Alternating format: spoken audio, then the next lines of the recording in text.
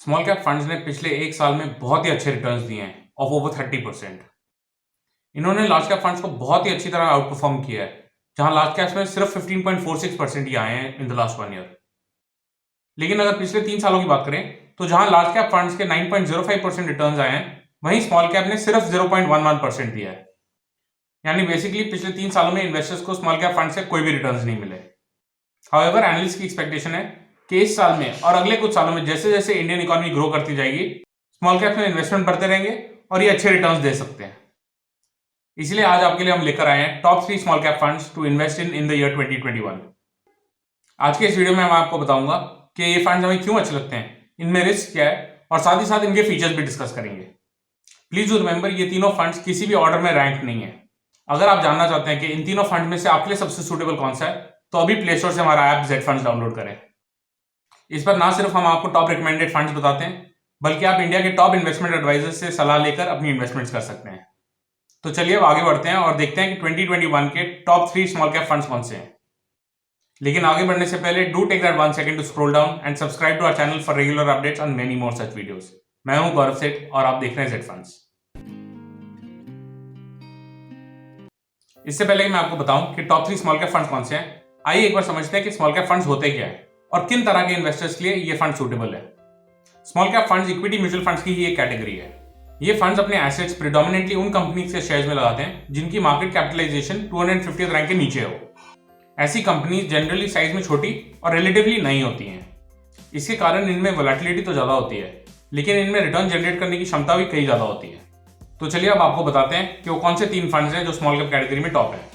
But ध्यान रहे, जैसा मैंने पहले भी बताया, ये किसी भी ऑर्डर या रैंकिंग में नहीं है। सबसे पहला फंड जो हमें इस कैटेगरी में अच्छा लगता है वो है एसबीआई स्मॉल कैप फंड। ये फंड 2009 में लॉन्च हुआ था और लॉन्च के टाइम से इस फंड ने 19.05% के रिटर्न्स दिए हैं। अगर पिछले एक साल की रिटर्न्स की बात करें तो फंड ने अपने बेंचमार्क के मुकाबले बहुत ही अच्छे रिटर्न्स दिए हैं और 29.35%। इनफैक्ट कंसिस्टेंटली इस फंड ने अच्छे रिटर्न्स दिए हैं, beating its benchmark in the 5 and 7 year period as well. ये इस फंड का एक बहुत अच्छा फीचर रहा है कि ना केवल रिटर्न्स बल्कि रिस्क एडजस्टेड रिटर्न्स में भी this fund has performed very very well. एक और इंटरेस्टिंग फीचर इस फंड का ये है कि आप इसमें लमसम इन्वेस्टमेंट नहीं कर सकते और एसआईपी भी मैक्सिमम आप 5,000 रुपए तक ही कर सकते हैं। ये खास लिक्विडिटी और रिडेम्पशन रिस्क को ध्यान में रखते हुए ही किया गया है। स्मॉल कैप कैटेगरी में क्योंकि ट्रेडेड वॉल्यूम बहुत ज्यादा नहीं होते, तो बड़े फंड्स के लिए कई बार मुश्किल हो जाता है in the case of a bad event to liquidate their assets. तो हमें ये रिस्ट्रिक्शन फंड लेवल पर अच्छा लगता है एसबीआई स्मॉल कैप के केस में। फंड की ओनली नेगेटिव इसके वैल्यूएशंस में आती है। At a price to book ratio of 3.49 and a price to earning ratio of 28.05, ये फंड बहुत महंगा तो नहीं है बट हमें सस्ता भी नहीं लगता। अगर एसबीआई स्मॉल कैप फंड की सेक्टर एलोकेशन पर नजर डालें तो काफी वेल डाइवर्सिफाइड है portfolio, with 16.23% invested in engineering and 12% invested in FMCG. अब आते हैं आज के दूसरे फंड पर, ईडलवाइस स्मॉल कैप फंड। ये एक रिलेटिवली नया फंड है जिसका इंसेप्शन फरवरी 2019 में ही हुआ था। इंसेप्शन के समय से इस फंड ने 24.58% के रिटर्न्स दिए हैं। पिछले 6 महीने और 1 साल में फंड ने 42.95% और 30.37% का रिटर्न रिस्पेक्टिवली दिया है। हमें ये फंड इसलिए पसंद है क्योंकि एक नया फंड होने के कारण जो 2018 में स्मॉल कैप स्टॉक्स की बीटिंग हुई थी, उनमें से कोई भी स्टॉक्स इनके पोर्टफोलियो में नहीं पड़े। ऑल्सो फंड की valuation SBI small cap fund के वैल्यूएशन से थोड़ी सी बेटर है।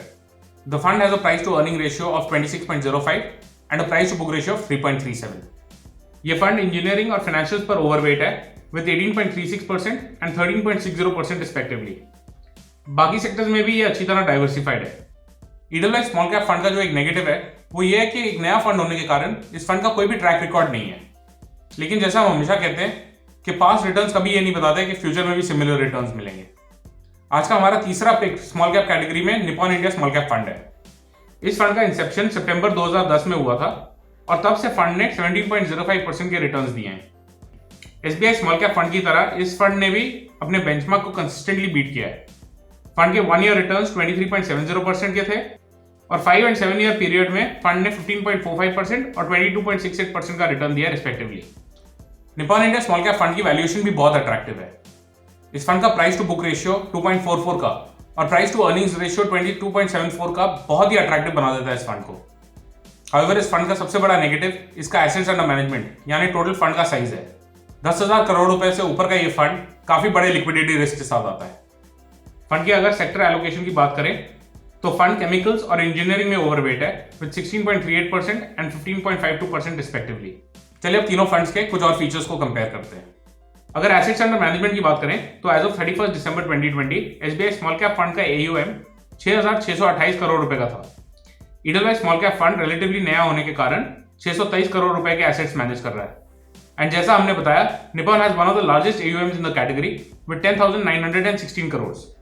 एसबीआई स्मॉल कैप फंड का एक्सपेंस रेशियो सबसे कम है तीनों में से एट 1.92%, जबकि ईडलवाइज का 2.42% और Nippon India small cap fund का 2.06% है। अगर एग्जिट लोड्स की बात करें तो एसबीआई स्मॉल कैप फंड और ईडलवाइज स्मॉल कैप फंड में अगर आप अपने यूनिट्स परचेज के 1 साल के अंदर अंदर बेच देते हैं तो उस पर 1% का एग्जिट लोड है। उसके बाद कोई भी एग्जिट लोड नहीं है। On the other hand, Nippon India small cap fund में अगर आप अपने यूनिट्स 1 साल के अंदर बेचते हैं तो पहले 10% यूनिट्स पर कोई भी एग्जिट लोड नहीं है। 10% यूनिट्स के ऊपर आपको 1% का एग्जिट लोड लगेगा। अगर आप अपने यूनिट्स परचेज के 1 साल के बाद बेचते हैं तो बाकी दोनों फंड्स की तरह इसमें भी कोई भी एग्जिट लोड नहीं है। इन तीनों ही फंड्स में गेन्स पर टैक्स इक्विटी की तरह ही लगते हैं। यानी अगर आप अपने यूनिट्स परचेज के 1 साल के अंदर अंदर बेचते हैं तो आपको गेन्स पर short term capital gains tax देना पड़ेगा which is at the rate of 15%। अगर आप अपने यूनिट्स को 1 साल से ज्यादा तक होल्ड करके रखते हैं तो उस पर आपको long term capital gains tax देना पड़ेगा which is at the rate of 10%। लेकिन ध्यान रहे, ये 10% भी आपको तभी लगेगा अगर आपके टोटल गेन्स किसी एक फाइनेंशियल ईयर में 1 लाख रुपए से ज्यादा हो तो। ये तो थे हमारे 3 top small cap funds to invest in the year 2021। लेकिन क्या स्मॉल कैप फंड्स आपके पोर्टफोलियो के लिए सही हैं और इनमें से कौन सा फंड आपके लिए सबसे बेस्ट है, ये जानने के लिए अपने फाइनेंशियल एडवाइजर से जरूर बात करें और उसके बाद ही इन्वेस्ट करें। आप हमारे top recommended funds in all categories हमारे ऐप जेड फंड्स पर देख सकते हैं। अगर आपके कोई भी कमेंट्स या क्वेश्चंस हो, please feel free to post them in the comment section below और ऑन आवर वेबसाइट jetfunds.in। अगर आपको ये वीडियो अच्छी लगी तो नीचे लाइक बटन को क्लिक करना ना भूलें and do subscribe to our channel for regular updates on many more such videos. Thank you for watching Jet funds.